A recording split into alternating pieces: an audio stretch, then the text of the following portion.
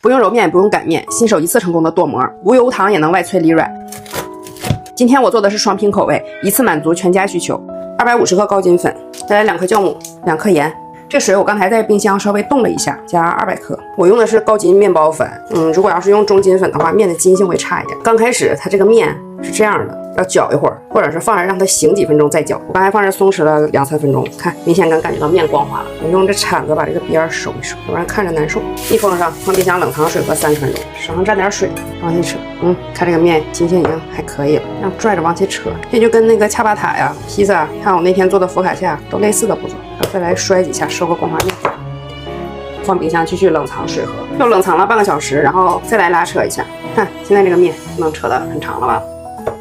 然后就摔一下，还是收个光滑面出来。然后我就这样直接发酵了。我今天做饭晚了，如果那有时间最好是弄3次。好了，一不小心把面给扯烂了，所以就一定要见好就收，出了光滑面可以了。我就这樣發酵了，剛才切了點小蔥，加點小蘇打，這樣它能不變色。好像倒多了，稍微拌一拌。我這是常溫發酵了能有50分鐘，已經發酵好了，就是體積明顯增大。然後你看它這個側面滿滿的氣口，表面有大氣泡了，就是可以了。然後把這個蔥加進來，這個蔥也可以發酵之前加，放冰箱冷藏防酵1夜，第2天早上來做。把這個蔥給它拌進去，裹到中間就好。我這上噴點油，直接倒吧，不知道行不行。噴點油就好操作一些，然後來點乾粉，中間掏個洞，咱手上來點油。因為我剛才又往裡拌那個蔥，它這個面就有點回縮，把這個洞再掏大一點。我為了保住這個洞口，我給它放個杯子，抹上點油防粘。我怕一會兒中間這個洞就沒了，就這樣再2次發酵一會兒。呀，忘了，應該放杯子前就撒的，我要撒點燒烤料。我這個燒烤料就是微辣不鹹的啊，所以我就多撒一些，這樣更香了。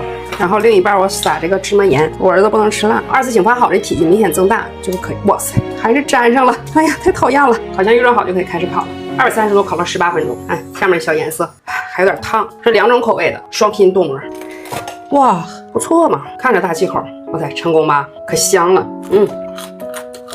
放燒烤料這好吃。我這個蔥就是後放的嘛，捲得不太均勻，可以先放，弄勻了就好。看這裡邊，哎，可香了。放燒烤料的就是味道豐富一些，那芝麻的就是香一些，這2種都好吃，試試吧。